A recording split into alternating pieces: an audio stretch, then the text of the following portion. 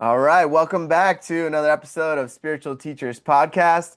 With me today is Luke Bricker. He's back on for a second episode. We had so much to talk about in the first one that we didn't have enough time. So today we're gonna dive into some really amazing esoteric topics. So, just to introduce Luke for the people that don't know, Luke is a minister in inner spiritual and interfaith, mystic teachings, and has the spiritual home for Christ-centered mystics. So, it's such an honor to have you on today, Luke. Dude, thank you so much for having me back and looking forward to getting into the deep end of the pool today. Yeah, bro, I'm stoked. Yeah, so I mean, we're gonna primarily focus on entity attachment, exorcisms, and then some miraculous miracles that happen for people that, you know, in this kind of world, it's more common than not, I would say, right? Yeah. We don't always recognize it, but it's there. Yeah, yeah, for sure. So, uh, what are your thoughts?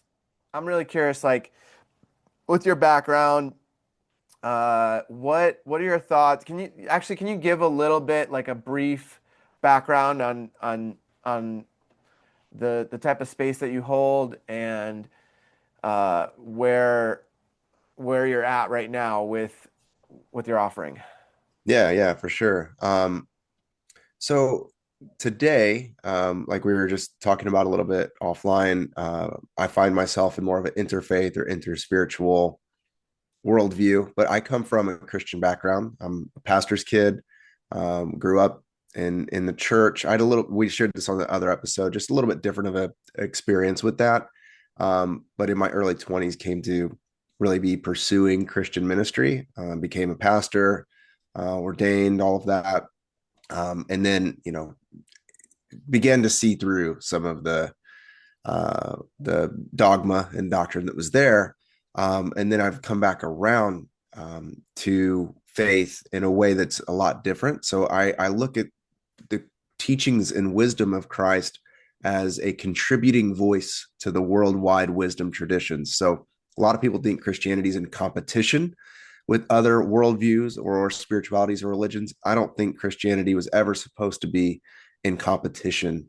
The only thing that it maybe be in competition to is the systems of this world or the principalities of darkness or things like that. But other Jesus, when he says, "I'm the way, the truth, and the life," he was not thinking of Shiva in that moment. He was Right. talking against those who were quite literally oppressing their peers by getting in bed with politics and forcing them to buy pigeons to sacrifice that they couldn't afford and things like that. Like he was speaking to the religious elite, not other faith traditions. So today I view Christ's teachings as something that is meaningful and beneficial. And something I think we'll get into is that first and foremost, I think Jesus was a liberator spiritually, but also how that manifests in the physical realm. Mhm. The earliest gospel, you don't get through the first chapter without seeing that he's an exorcist. He's performing an exorcism. So I think in relationship to today's conversation too, I grew up in a charismatic background, which is kind of a version of Pentecostalism. So very much open to things of the spirit, of demonic influences, things like that. So I grew up with that as a kind of framework, dismissed that for a while, just venturing into more of a scientific realm, and then seeing it all being sort of connected together, that it's different language for a lot of the same things, seeing that there is potential for people to be under the influence of spirits and things that they don't maybe even know is influencing them and affecting them. So background with a lot of the spiritual entities and things, and still today have ventured into helping people work through some of that in their life. Amazing, amazing. So, in your trainings, was there something like did they teach you how to perform exorcisms? Yes, not necessarily in the way of like the way that the Catholic Church may perform. Like they have actual, ordained exorcists Hmm. in that tradition. What my tradition would teach is that we all have essentially equal authority to perform these things, but that we aren't the ones doing it. In the world that I come from, it's Jesus, the one that's doing it through me.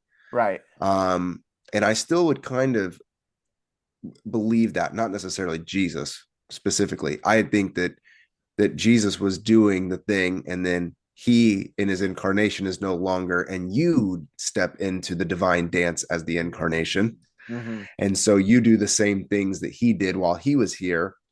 So I don't think it's necessary to pray to Jesus for a miracle. I think going straight to source is what Jesus taught his disciples to do, like him, not to Right. keep adding more and more people you got to go through. He said, that the kingdom of heaven is within you, but it's among you. It's here. It's the ether. It's available. The dimension of divinity is at hand. And so in order to learn how to do that, I my background was in being taught to go through Jesus in his authority, in the name of Jesus is my background, is what we would be teaching. But while I think some of that has been sorted in different ways over the years, fundamentally though, there was the belief that we have the authority to aid people in being liberated from demonic captivity. And Uh-huh. yes, in my training and framework, by what I was exposed to at a young age, just by what was happening in the church, and then also in formal training as well of a prayer step model of how to engage and deal with these entities when you're faced with them. Yeah. Yeah. It makes me think of how it seems as though one of the ways that these entities attach is through trauma, Yeah. right? Like a lot of times it can be sexual trauma or it can be some sort of physical trauma where somebody's like super vulnerable and in a space where they're just like so fearful and so in such a low like frequency and vibration that these entities are somehow there's some sort of door that opens for these things to kind of attach on to the Yeah. energetic field, right? Yeah. Yeah. I believe that. Yeah, it's it's really an interesting subject because for me, I've actually had certain items that I've Mm. actually picked up. Like I had a wallet that I hadn't touched since middle school, and I went back to my parents' house like around the time when I had my awakening, like almost 10 years ago, and I touched this wallet and I like close my eyes and I feel something, right? Like I'm feeling something happening to me and I close my eyes and I just see these like white claws with like blood dripping off of them. That's like all I see. And I'm like, "Whoa, this is gnarly. Mm. Like this something's trying to attached to me or trying to attack me, something like that, right? And I wasn't sure what to do, so I just kept connecting to that unconditional love. I just like would keep building up that love inside my heart, and then eventually I just felt the love like in every cell of my body, and this thing went away and dissipated. Yeah. Yeah. Yeah, because light will always drive any of that out. I think people often will get they'll hear topics like this, and we tend to like hyper, like we get like over sensationalized about them.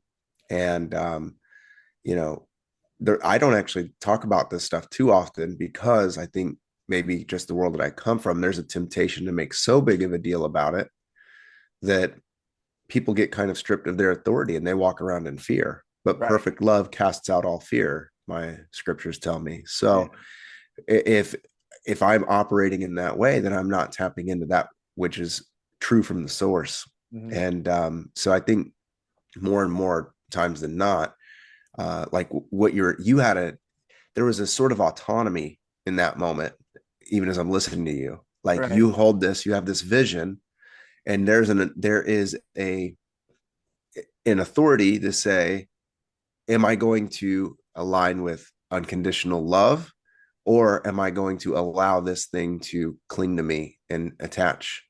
And whether we cling to it or it attaches to us, I think is maybe even semantics. Maybe it's a little bit of both. I mean, who knows, really, Right. the Right. percentage? Yeah. Because I think sometimes some in a weird, effed up way, we see those things and then we attach to them in the stories that they have, And Yeah. sometimes with entities, it's not even as much about peeling their grip from us, but us peeling our grip from the thing. Right. We Right. find some sort of meaning and narrative and comfort in the pain, and it's a whole process.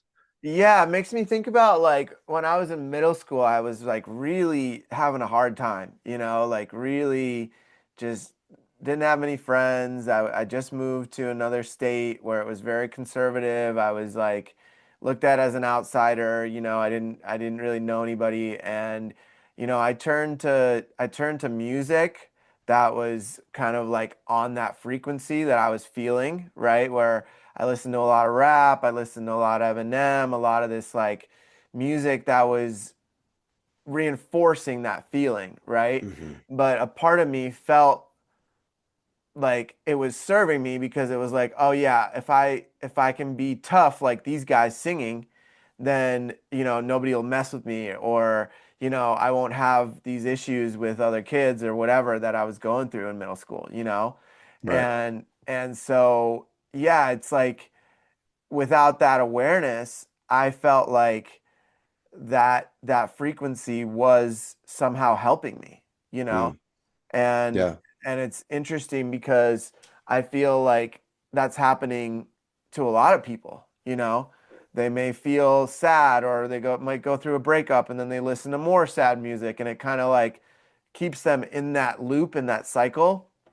And when I realize that I have control over that and I can actually shift this and not fall into that, Mm-hmm. then everything started to shift.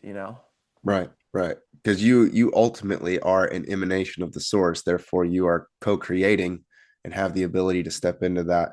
And there's even, I don't want to maybe get too distracted on this, but the music element I think is important because I had a hard time in middle school and high school and things as well. And Mhm. I still love heavy music. Like I was in hardcore bands and death metal bands, and still do a little grindcore project with a friend, And I think Yeah.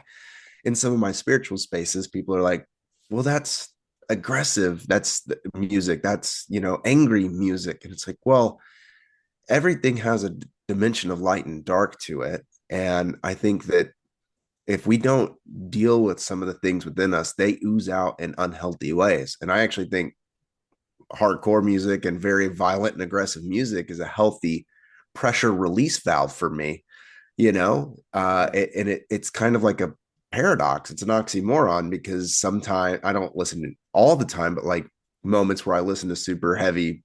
The genre is literally called power violence. I Oh, mean, wow. Okay. so it's like what spiritual teachers walking around listening to power violence, Right. but Right. it's like there's a there is a purpose in that, and I think the Eastern mind understands this more. That's why we have deities like Kali and other things, that represent the more difficult, darker things of life, right? Like Yeah. the Western mind tends to only think in that there's just only light and doesn't see the value in potential darkness. And so I think for me, even kind of merging this back to our original thing is like learning how to discern, I think, is the highest practice of spirituality. Like, meditation, of course, these things, but what is that doing? It's bringing clarity so that I can discern how to operate in my action in life. So I don't repeat my actions, which is karma, right? Like Right. I have to understand how I live and move and have my being, and I have to discern what is right for me in that. And so I'm not saying that like dark entities are good. I'm saying they do serve a purpose though, for liberation, for clarity, just like heavy music serves a pressure release valve for in other ways that I might be a little too aggressive whenever I'm in road rage or whatever. Maybe I don't have that now because I had, some heavy breakdown going on that I was Right. able to just dissipate that. So I think discerning it all as light and dark, that it's the yin and yang of life, of how it flows. Mhm. Yeah, I think Yeah, that's part of it. that's a really good point because also the on the other spectrum of it, right? Like if I'm feeling a little bit low, I'll put on some really nice mantra or I'll put on some really nice like calm, relaxing music and it very quickly shifts my frequency into that higher Yeah. space, you know? So, Mm-hmm. yeah, music is it seems is a really powerful way to either go into a space where you need to feel some anger or feel some sadness or into a space where you just want to elevate from that and not Yes. like clear it in a different way, you know? Yeah, Uh, or even like and I know we don't want to stick here too long, but like if I my other some other day job stuff that I do that's very, numbers on pages, I will listen to some music to hit me in the heart space that I actually do want to feel a degree of emotion and tears, yeah, yeah, Like it might have been a great work day, but I want to feel that heart humanness, and like using these as modes and methods as vibrations for that, but on the exorcism part of things, yeah, yeah, I know we want to kind of get back to some of that, but I yeah. think this is a good sidetrack. There are no tangents, man. I don't believe in tangents anymore. No, no, no. That it's important. Somebody may be benefiting from this, you know. So, yeah. Across the world, pretty much in every culture, there's some sort of version of this, right? Like there's native cultures around the world, shamans in those cultures. They're performing these kind of things. They're just not calling it exorcisms, right? It's more of a Christian term, I would say, right? I'd say. For releasing some sort of entity or some sort of energetic attachment to our vessel, right? Hmm. It could be attached to our auric field, to our energy bodies, or to our like myofascia, right? Hmm. Yeah. Which is what connects all of our cells, all of our muscles, all of our fat cells, everything. It's like a sheet across our body. Yeah. And I've had some really profound myofascial unwindings where I'm releasing and I'm actually like seeing that I have to physically unwind my body and I think that's you know, tell me if I'm wrong, but I think that's what's happening sometimes in these exorcisms where you're seeing people's chests rise up and they'll start making twitches and all these movements. And from my understanding right now is that that's like like physically unwinding these like I've seen them as claws, like Mm. in our myofascia that are more energetic than anything, and then they get to unwind, and then we get to choose to release this thing with love, or with force, or however way that the facilitator is doing it, right? Hmm. And saying like, okay, I release you back to the light, back to source to get alchemized. Yeah. Yeah. Yeah. I think it's something to remember that anything that's happening in the material is an emanation of spiritual, Yeah. and so it's all energy, and it is all in some ways spirit, in different forms.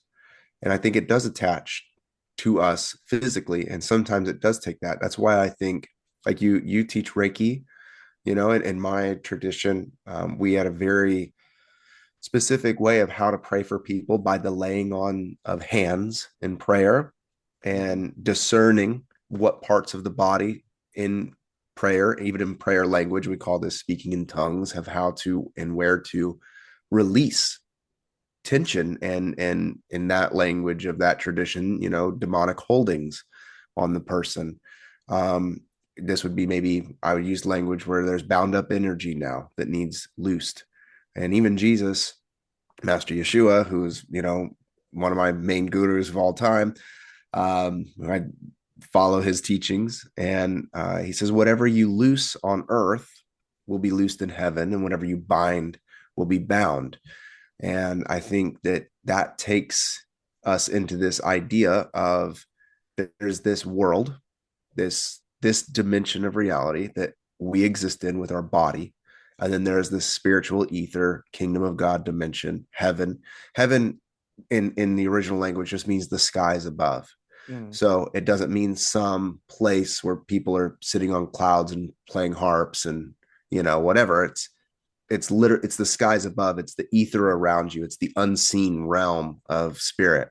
mm, That's what heaven is. Not a destination, but a reality and a invitation to consciousness. mhm. If you have eyes to see and ears to hear, as Yeshua says. So Right.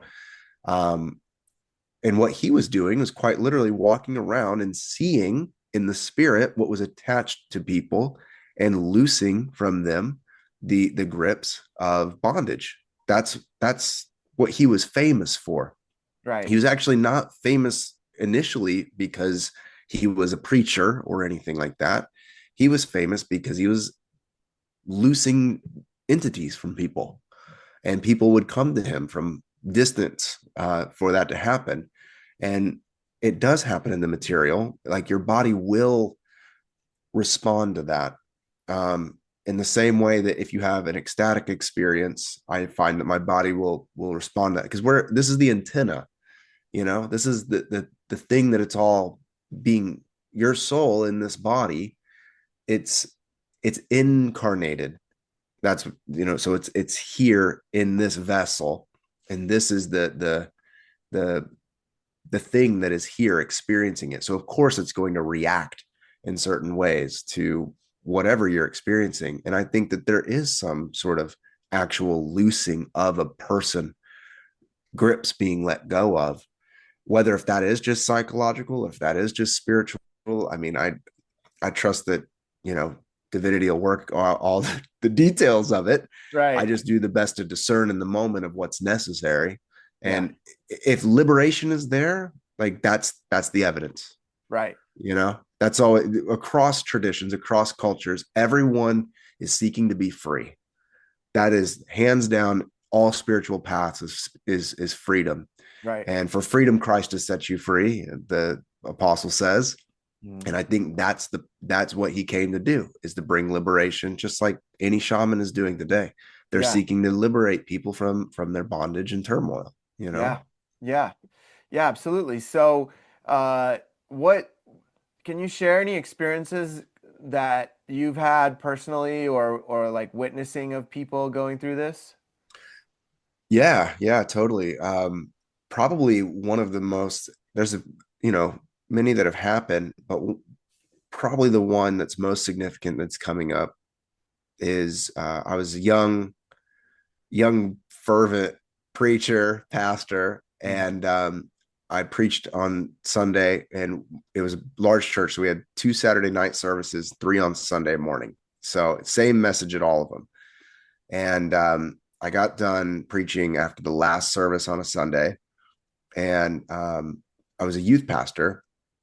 This was in like the big adult church, the big people, whatever. So, but I had some youth students there, and she brought her sister up, and she was with her mom, and she had an older sister who was acting violently and speaking in lower tones, and wanted to see if I could help with that. And so there was another woman there who was on our prayer team, who I felt like had some wisdom and authority. And so we went into a side room with her. We started praying with her there at the stage, and she began to manifest another personality completely, uh, against her will, seemingly. And Uh-huh. even when she was standing there, you could just see the best way I can explain it is like, if anybody's familiar with the Lord of the Rings, Hmm. and I think it's in the second movie where um, you can see the king that's possessed, his eyes just, there's not much eye contact. They're looking away. It's Like glazed over. glazed, yes, and there is a sense of darkness there, and it's a very much the eyes are the window to the soul, you know, Yeah. and they are, you can tell it's like there is a filter. There's some like filter there, Mhm. and so she was acting a little erratic. So we brought her into another room. And then another elderly woman, she's a Pentecostal lady, who had been coming to the church for a long time. And she came in and I was praying with her and I was getting really doing what I was taught, though, honestly. And I was very much trying to be authoritative and, speak to the demon to give me its name and all of these things, and to in the name of Jesus, this, and the blood of Jesus, just everything that I was taught to know how to do. And what was incredible is that this elderly woman, after some time, we've spent some ample time with this the older sister, who she was in her mid 20s, and the elderly woman, she just calmly put her hand on my shoulder and she said, "Let's give her a break for a little bit." Uh-huh. And I was like, that's not warfare. This is Right. supposed to be spiritual warfare. I'm not Right. gonna back down until this thing lets go of her. And Yeah. but her presence of just calm, just being, just I was like, okay. And she just grabbed the girl's hand and started speaking to her. And then it's like you could see her come through, and then something would come over her, and this elderly woman would just say, just in grandma like tone, but Uh-huh. like certain, she says, "We're not speaking to you right now, we'll deal with you later." Right. Right. And I just was like, that's all it took. Uh-huh. And because I kept trying to get down to the person, and the entity just wouldn't let her look at us or talk or anything. But this gentle, authoritative grandmother woman, after an hour, comes in and just tells it that we'll talk to it later, but we're here to talk to whoever now. And she came through and just started weeping. I mean, just lost it. She's worn out, and Yeah. she was just weeping and holding on to this woman, this elderly woman, and just kept telling her, "I'm sorry, I don't know what to do," you know. And I thought it was just such a learning experience for me, of how I teaching moment, really, for me, that I've been able to take that into the future, that I could speak to another instance um, in a moment. Hopefully my story's not going too long, but No, it's great. um, and then she's just said, let's schedule another time to meet in here next Sunday. And that was a trip for me, because I'm like, you're going to let this person just leave with this thing attached to Mhm. her? Yeah. And she said, basically, more or less, in my language now, all these years later, is God has her. Uh-huh. Like, like God's God has her. It's gonna be all right. Like, and just this surrendering. I mean, she wouldn't have this language for it, but just this surrendering of the person to God, that I'm not the savior here. Right. The only thing I'm doing is helping to facilitate a space for love and light and truth to come. Truth means revealing in the Greek, to reveal the fact that she doesn't have to have this attached to her anymore, because who knows how much she's been holding on to that. So all that to say is, over a few sessions, um, she was able to become liberated. But it took like 4 or 5 sessions Uh-huh. of coming back and slowly but surely chipping away, and mentoring this woman back to herself and her authority of who she is in divinity. Mhm. So that helped me later, whenever I've had instances with people who are demonic, to be a lot more calm. Nobody's here trying, you know, we try to get aggressive and abrasive, but that's, truthfully, that's the way of the world, is force. Right. And if I Masculine. really know my Masculine. authority, I don't need to use force. Right. Like that elderly woman, she said, "We'll deal with you later," and it Right. Right. and So let go. yes. Yeah. So the actual shift when it happened, I'm really curious about that. Do you feel like the 20-year-old woman a 20 something year old woman was able to like see her power, like step into her power and be like, I don't need to hold this anymore. I can release it. Do you think that that's what the major shift was? For her, ultimately, and this is again just the playground that I was in, is um she in herself had to trust that God and the image that we were using was Jesus, um, was going to dismantle that and essentially fill that void with divine Jesus presence in Right. her life. Hmm. So where it would differ from where I'm at now is, it was a this sounds really, I'm not sure how this is going to come out, so I'm just going to say it and we'll deal with it. But she had to replace the attachment of the entity with the figure of Jesus in that place, so Right. she could have something then still as an image to grab onto. And I think that's fair for people. I mean, look, if holding Jesus, who arguably I think Christians use as an idol, that's probably another conversation. You know, like, if that's still better than being in bondage from an entity that was dictating her life and making her act in erratic ways that was violent to her family, Right. like, she got really involved with church then and very into worship and thing. And it's like, but she didn't realize her own authority in that it is hers, but it had to come in the packaging of Jesus Got in it. that tradition. Got it. um but it's still, again, it's still better than where she started, Yeah, yeah, for so. sure. So what happened? What actually happened? I'm just trying to get to like what was actually happening when it left. Like mm. did she convulse? Did she like did you see anything leave? Did you experience any energy? Like did you what actually happened when it left? And that's the thing that I think has been one of the biggest teaching points to me is, it was like a fader switch. Like, so first, when she first came, it was very erratic and her body was very compulsive and jolty.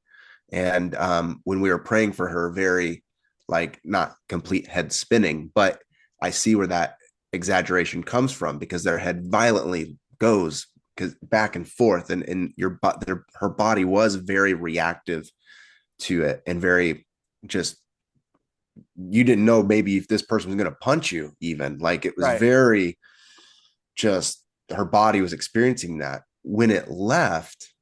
And this is why I think it's interesting that it happened over sessions, because it was more like a fader switch. It's like peace just started to settle in more and more, and the erratic nature of the body and its convulsion, in terms of its, she wasn't like convulsing like somebody's like losing oxygen on a bed, but like was convulsing with, like, shoulder twitches and like leg spasms and things. All of that just slowly would die down, and you would see the fog dissipate. And so I think part of what was a great teaching moment for me is that it was less dramatic. The result was less dramatic than I expected. It was more dramatic at the beginning. Right. It was because, I mean, as soon as I walked down the stage and saw her in her eyes and her shoulders jerking, it's like, something's messed up. Something is not in tune here, Mhm. But when it relinquished from her and released, and I've not kept in touch with them over the years. Again, this is, probably, let's see, 14 years ago, Yeah. at this point. Yeah. So, um, but yeah, I think that when it was released, I think what any of us would hope for is that the conversation was grounded, it was embodied, the person was here, Right. you could converse with her, she would look you in the eyes, you could see a sense of brightness come back. All these things are very subtle, but they're there and they're real. And so I think, yeah, the big one of the many lessons is that it's sometimes less dramatic than that. But Mhm. when the entity is there, it can be pretty dramatic. I have another story I could tell as well, of a person that had a weapon. So, you know, Oh, but okay. yeah, wild stuff. Yeah. So, as you're speaking about her shoulder convulsions and things like that, I've had training in myofascial unwinding because I have a background in physical therapy. And I went and did 2 week training with John Barnes, who's an expert in myofascial unwinding. Mm, And that was really interesting because there was like 100 people in the room at one point, and we're all working on each other, and he's guiding us, and yeah, a lot of that's happening, you know. mm, And for me, it was like my body was unwinding, and then when it was unwinding, I would tap into like past lifetimes and different mm, traumas that I had blocked out. Like there was one time when I was a kid, uh, this other young boy tried to drown me, mm. and so I started making movements like I'm trying to swim up out of the water, Wow. and in that moment, as I'm unwinding that, those memories came back because they were blocked out, and Mm, so I think that myofascial unwinding can work on different layers like that.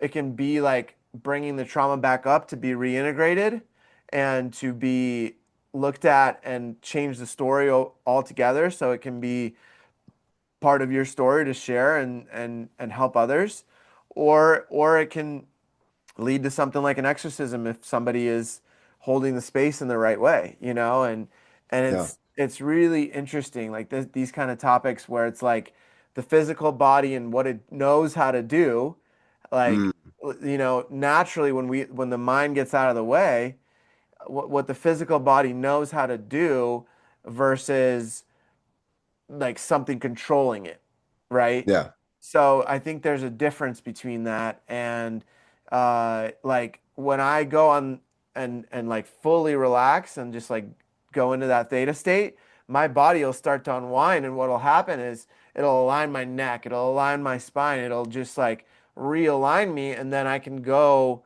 way deeper into meditation and tap in way quicker when my Yeah. spine and everything is lined up and my I'm physically everything's physically where it needs to be. Yeah. I'm curious for you, like, how do you navigate? Because it seems like there's a couple different things happening, and I think sometimes they, cross pollinate some, but it's like one is really a trauma experience that happened that's coming up. And even like with that, it's like you now know the methods of how to align even yourself. Like you can work on with other people and they can work on you, but even you are developing. I'm sure it's probably a lifelong process of how to keep coming back to center. But then there's other instances where it's like they're not even in the driver's seat anymore. Like kind of Right. like the story I was talking about. Like she, I don't think she could even have been conscious enough to even be at a conference and do anything like that, you know? Yeah. So Yeah, like, how is that for you and your interpretation? yeah, I'm fully aware the whole time. I'm fully aware of what's happening, and I'm fully able to just surrender and let my body realign. And it's interesting because when my teacher in school, physical therapy assistant school, when she was teaching this, some people they'd have like a little wrist movement, and it starts with uh, basically you can start by like putting a little bit of pressure under the suboccipital ridge, Hmm. and or like stretching the neck so that like these larger muscles of the myofascia can start to like loosen and open up, and then from there it really starts to uh, so it takes time for people, and if people are way too much in their mind, it just no matter how much you work on them, it's very much connected to the mind of getting into that space of full surrender, right? But it's not anything. It just feels like my body naturally knows what to do to realign. And then when it's realigned, I'll know, and there'll just be like this full relaxation. Okay, it's done. And because Yeah. I'll feel it, like I'm very connected to my body, so I'll feel when I have a vertebrae out in my neck or in my back, and like and when I go into that space, the chi machine actually really helps me. Do you know what that is? No. It's like a machine where you put your ankles and it'll oscillate you, and you're laying on your back, and it's just moving the chi in your body. And then when it stops, there's like this rush of chi that flows through your body. The Mm. Tibetan monks do this where they'll hold each other's ankles and oscillate in the morning every day. And so, Wow.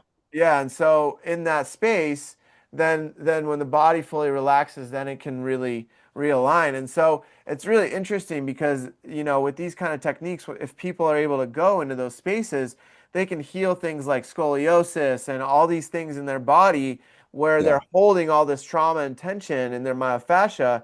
And if they allowed the body to just realign, then it would heal. And so, animals do this all the time, where you see a bear, it's getting hunted, it'll run, and then once it's safe, it'll lay down, it'll just twitch for an hour, rewiring the nervous system and integrating what just happened. But for people, we don't do that. We go into a car accident, and we're just, okay, I'm going to work, Right. Right.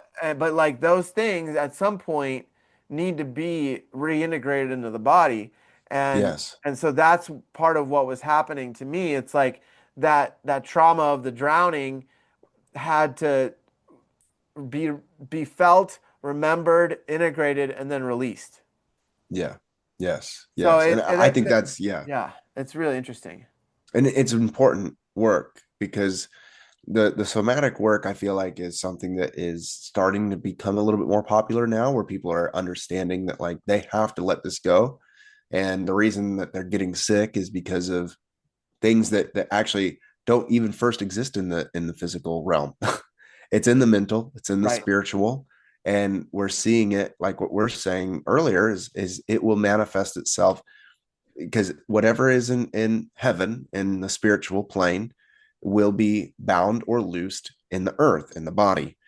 And so you have the authority to bind that up or to loose that. And coming into awareness, I think, is some of the first steps to doing that, and realizing that there are things I'm holding on to that are binding themselves up within me in different places. And right. people are learning how to unwind and unbind themselves from their stuff. But I think that first comes from having the I don't know if you want to call it courage or just maybe dark nights of the soul, or just life breaks you in a certain way, but you have to be able to walk into those darker places, um, to be able to then dismantle them and dissolve them.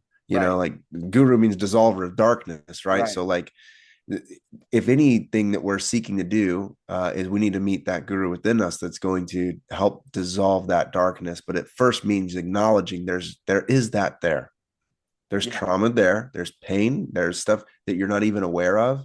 I think bringing that into light first is the first step in being able to be free from it, and then learning, though, like what you're talking about, not just, and this is some of my issue with some of uh spirituality in the areas that I live here in San Diego, that you're familiar with, how we know each other, is like mhm, it stays conceptual, you know right, it's just like fun ideas. You talk about drinking matcha, right. and it's not that. No, Like I believe that there is a liberation from soul here that's available, and that I have to actually unbuckle and go into those dark places to be able to have some sort of transformation, and that I'm going to stay on the wheel as long as it takes right. for that to happen. I it's more than like Instagram algorithm information to me. And I think that it has to become that in the body. What you're talking about, it gets really real, because I don't think people know what to do when they start, like, they watch a YouTube video about this, or they listen to this podcast, and then something starts happening in their body, like, holy shit, this isn't just a something I listened to. Right. Like, in meditation, the thing I've been doing so much lately is like not just being stuck on the spiritual text that I just read, but like this is real. Like this is happening. Yeah. And when your body starts showing you that, it can be some people they move away from that. They're comfortable in the dream. Right. And no judgment. It's okay. I bet you I've been in here many lifetimes that I've been comfortable with the dream, or else I wouldn't be back here again right now. Right. Right. I'm starting, and I might be back again. Who That's not knows? up to me. Right. But I think that um, it is up to me, and it's not all at the same time, I'll say. But Right. all this to say, little again, I'm trying to not believe in tangents anymore. They're there for a reason. But what you're talking about, when it shows up in the body, it gets real. And many people, they it doesn't click with them until that happens, you know? Yeah. So with you, now I feel like I'm having you on my podcast, but You're a great so host, man. dude, with you, how have you seen people respond to their own body reactions? Like even so yourself, like you're learning how to navigate that, but if that comes on fresh for somebody who you're working with, like how do you know, like what does that look like for them? Have you seen fear or have you seen freedom? Like what are some of the things you see? Yeah, I mean, I've seen people, there has to be that state of surrender that I mentioned, right? Where it's like you have to be open to whatever comes up, Mm-hmm. right? If you're not in that space, if you're too much in your mind, it's not going to start happening. It's Yeah. just not, unless it's something like what you were explaining, where it's like something's just controlling the person, right? But for these other layers, it's like it happens. The people that are ready, they come to you, to me, right? Like to the facilitator, and they say, okay, I'm ready for this, right? Or Mm-hmm. it'll be their family or whoever, right? Who will be like, okay, something's off here, right? But for the people that I work with and have worked with, it's like they come willingly desiring to move this energy, you know? Have they had some experience that's moving them to that point already Yeah, I mean it's then? different. It's different for every person, but mostly, yeah, like people have had different experiences where they know how to surrender, where they know how to just fully let go, and that is the key component to this, Mm-hmm. to fully be able to let go and not try to control it, Yeah. which, in today's society, everybody's trying to control everything in their reality, right? A lot, not everybody. I can't say everybody. Some people, right? But the people that are able to find that surrender and find that true aspect of like, okay, when I let go, there is some miracles and magic that I don't understand, Yeah. that is really hard, almost impossible for the mind to understand, that may happen if I really go into that space, And like I said, I didn't remember getting potentially like this kid trying to drown me. I didn't remember that anymore. But Mm. in that space of theta, in that meditative space, I was able to access that memory at the same time as my body was making the movements of me trying to swim up from getting drowned. Yeah, yeah. It's almost like did you watch the OA on Netflix? Do you remember that series? It's been some years now. I But think I've seen like one or two episodes. Yeah. they do body these they figure out these body movements to like jump timelines to other Mm, things that they're having, you know? yeah. And rumor has it that Netflix says that it just lost interest in funding. That's why they didn't film anymore. Um, but I don't know how that's true because it was such a popular thing. And rumor is that it was getting a little too real Uh-huh. and potentially some conspiracies that like with CERN and things like that. And it was like this is connecting the physical and the metaphysical like that is it's too actually how this whole thing works and we don't want people understanding how this whole thing works Right, right. And you know it just keeps people trapped. yes It yes keeps people in certain programs and certain cycles in the fear, and the fear is getting siphoned in some way or shape, right? Like something is potentially feeding off that fear at Yeah. some level, right? So they wouldn't be creating so much fear all the time in the news and stuff like that if that wasn't happening, right? Right. So it's like this, at least that's my belief, right? Like I have no idea of, I have no way of, you know, proving that, right? But at least not now. But it's there's these aspects of liberation, like you're saying, of this freedom that come on from these experiences, and you know, there's other ways of getting there, but I've found that through the body I've been able to access these other layers of trauma that have been blocked out. Yeah. Yeah. And Yeah, through so that, you're able to unbuckle that and sort it and integrate it in a way that's healing, you know? yeah, and it's like now that I know that this happened, and I can reconstruct the story of why this little boy tried to drown me, right?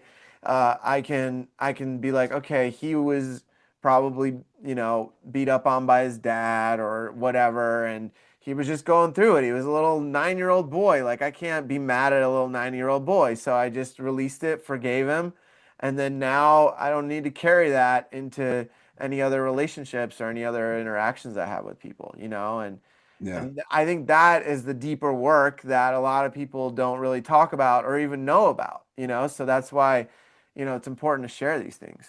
Yeah. I think even one of the benefits of the tradition that I come from is the value of prayer and in that sort of like liberating kind of way. And even though it's in a very clothed in doctrine and dogma and tradition and hierarchy and all this other stuff, I always say that, I don't think that God's checking IDs at the door, for like Yeah. what tradition you come from, what language. It's all about that heart and Right. that. So they use a lot of language and imagery and things that I'm not aligned to anymore, but the vibration of the heart is there, and the body doesn't care if you are saying Holy Spirit or what. Like it's the intention and the vibration and the loosening of the self and all of that. And that's one thing I do appreciate. And I think more churches aren't capitalizing on their ability to do the thing that the master told them they could do.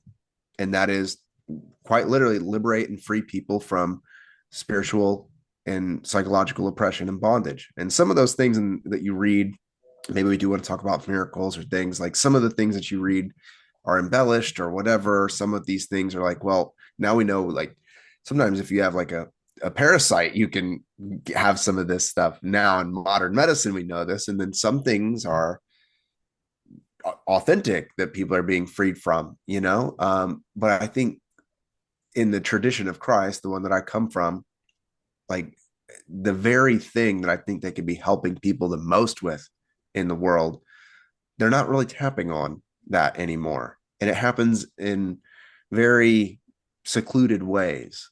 And it's like they care more about like everybody like regurgitating the same belief thoughts instead of like actually helping people get freed up, which Yeshua, first and foremost, was known as, again, an exorcist Right. and one who brought spiritual liberation. And not just because people said a sinner's prayer at an altar, like you never see that once in the guy's life. But what you see him doing is walking around identifying things that are binding people up and freeing them up. So I Yeah. think Christianity could be a very helpful presence for liberating people from all this stuff in the world. Instead, they're interested in, who you vote for and stuff, whatever. But I digress. Yeah, dude. Well, I'm really curious. It brings up a question. Why do they say, I've never really dug into this. Maybe you know the answer. Why do they say cover yourself in the blood of Christ? Yeah. So there's a lot with that to try to keep it brief. Jesus talks about laying his life down for people. He does talk about that he can lay his body down and he can take it up again. Very metaphysical thing. Um, he talks about him being, the son of God, but it's not necessarily like he has this own one special thing.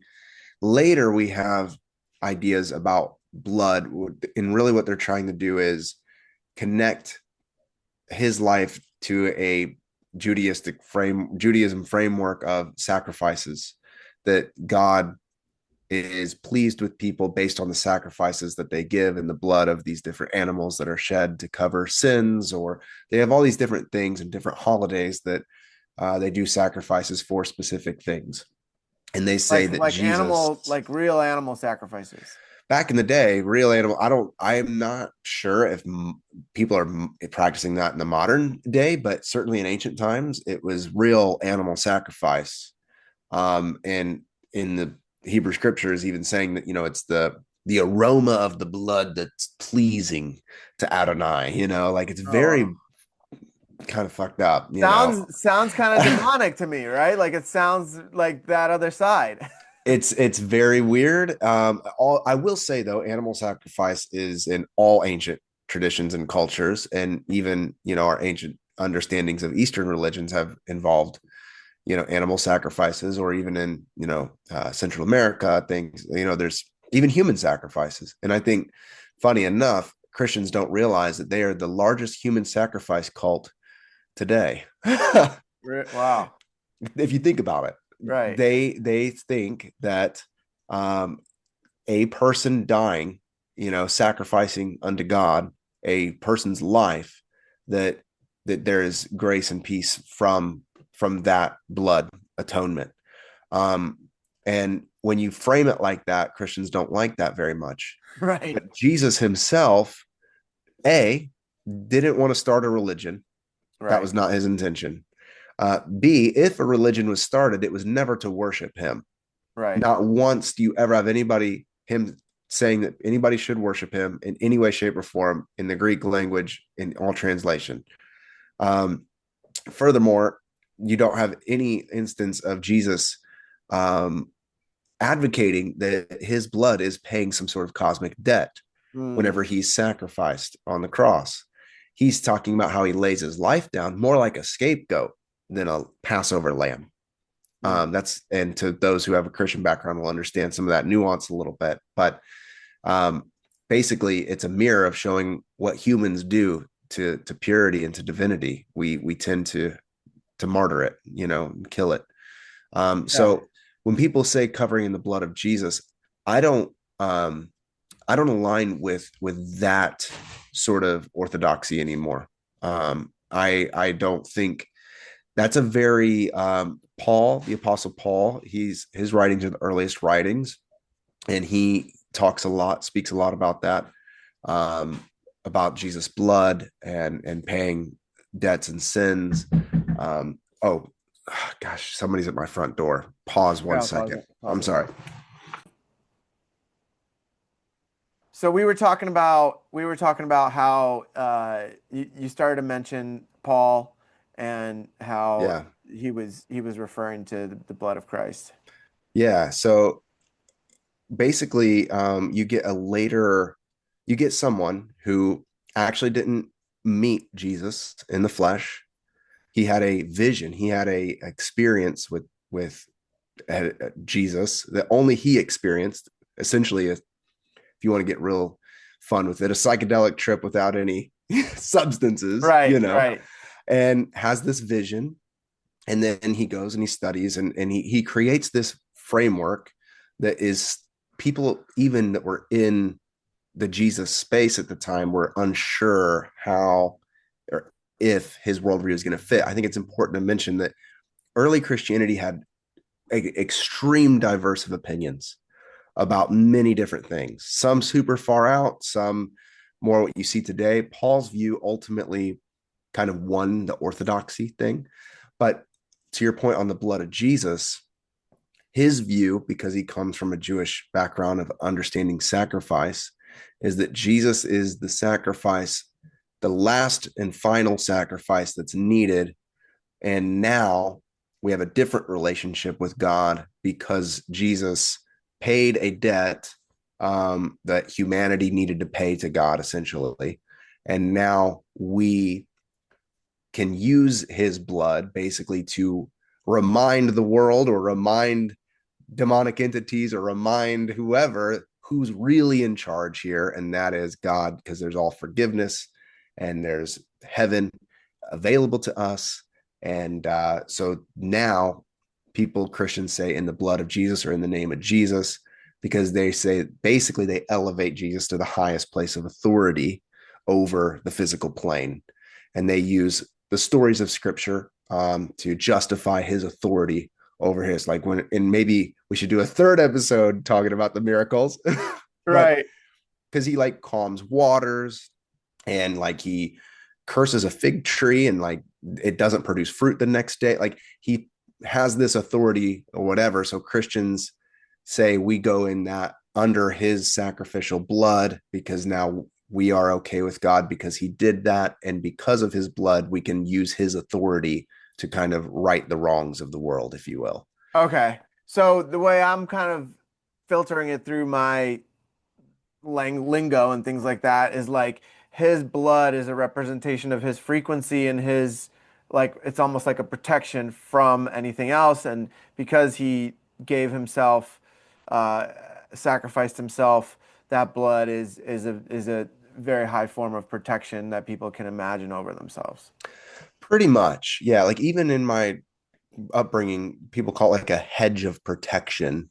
And Hmm. what they mean by that is it's kind of a reference back to Exodus. If you remember the story at all, whenever the plague is coming through and God instructs the Israelites to put the blood over the door frame so that the spirit of death will pass over their house and not kill their firstborn child.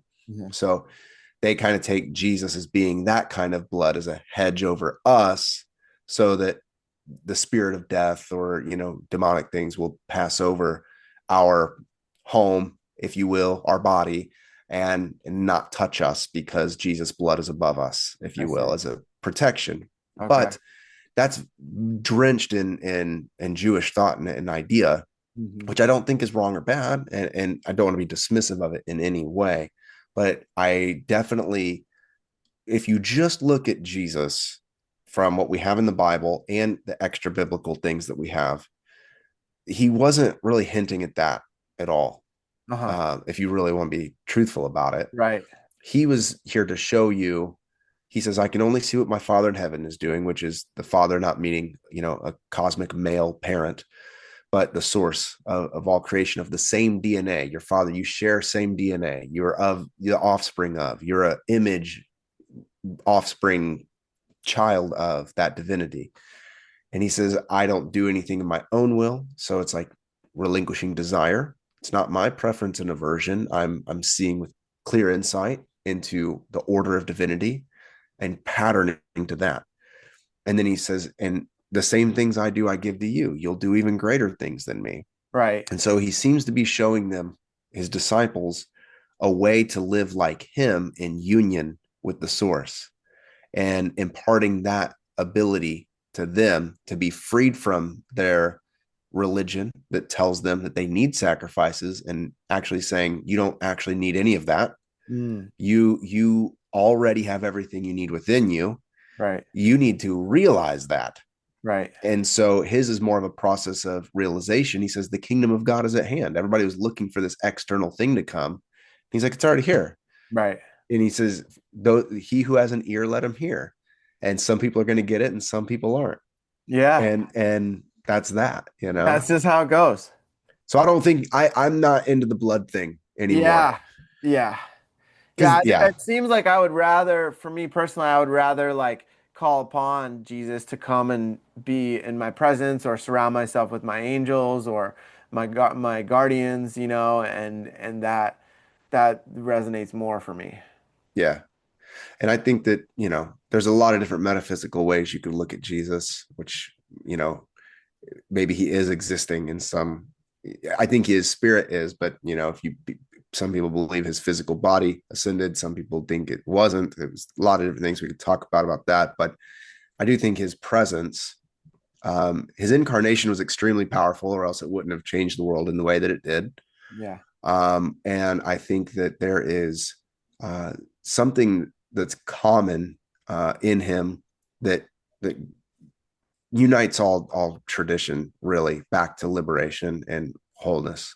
Yeah. You know, just as a capstone, I think here at the end is people think that the gospel is that Jesus' blood paid for your sins so that you could be forgiven and God wouldn't hate you anymore and you don't have to go to hell. That's what people think the gospel is. But Jesus himself in the Gospel of Luke chapter 4 says that he shares what the gospel is in his view. And he references an old text from the Old Testament where it's basically it's the year of Jubilee. It's the blind would see and the lame would walk, and the year of the Lord's favor is here. And that's what gospel means, is Mm. freedom and liberation. I think maybe physically he's performing those miracles, but especially spiritually, that the eyes would see, that the lame would walk. It's like, yeah, that you would live in the fullness of what it means to be human in your divinity, the Yeah. human divine self. That's what's the good news, is that's here and available now. He didn't die yet when he said that. This is Uh-huh. before all of that. Right. So, there's that's better news to me than needing somebody to die so some supreme authority divinity doesn't hate me anymore. Yeah, it just it doesn't really resonate for me. It's like Yeah, I get the concept of a guru like taking on other people's karma, like Yogananda says. I've, you know, kind of started to understand that more, but even so, it's like everybody has their karma that they need to move through, and it's just why I believe it's part of Earth School, why we're here is to resolve those things that could have been potentially going on for many lifetimes. totally. I agree with that. And some people would think that Jesus took it on the karma of the world and dealt with it. That's fun to consider, and maybe that's true. I think with anything, it's a good posture to have, is maybe that's true. Right. Yeah, for sure. For sure. Maybe Yeah, that's true. maybe I like to say that now lately. It's like But I'm gonna do the I don't best I know. can still. You know what I mean? I'm not gonna be like, Yeah. oh, Jesus took care of that, or my guru took care of that. So now Yeah, I can just what like I'm gonna, if that's even true, I'm gonna honor that the best I can for by sure. living in as tune as I can. Yeah, So for sure. And I do think that there are moments where these downloads or insights or visions that people have are guiding them in a way, and potentially it could be Jesus or Yogananda or one of our teachers yeah, guiding us from that car accident if we would have turned left, or not just listening to that higher self voice, which you know has saved my life several times. totally. I mean, that's discernment. That's the spiritual ear that hears. Yeah, yeah. Yeah, that's really good. I love it. We got more. I We got feel more. like we How do we just have more? yeah, we just scraped the surface, man. We didn't even get. Man, okay. Well, that was awesome. Yeah, we'll probably have to do a part three at some point. But yeah, that was really good, man. Thank you so much for your time, for your wisdom, for your presence, and until next time, brother. Thank you again. Yeah, thank you so much. Appreciate you. All right, take care, brother.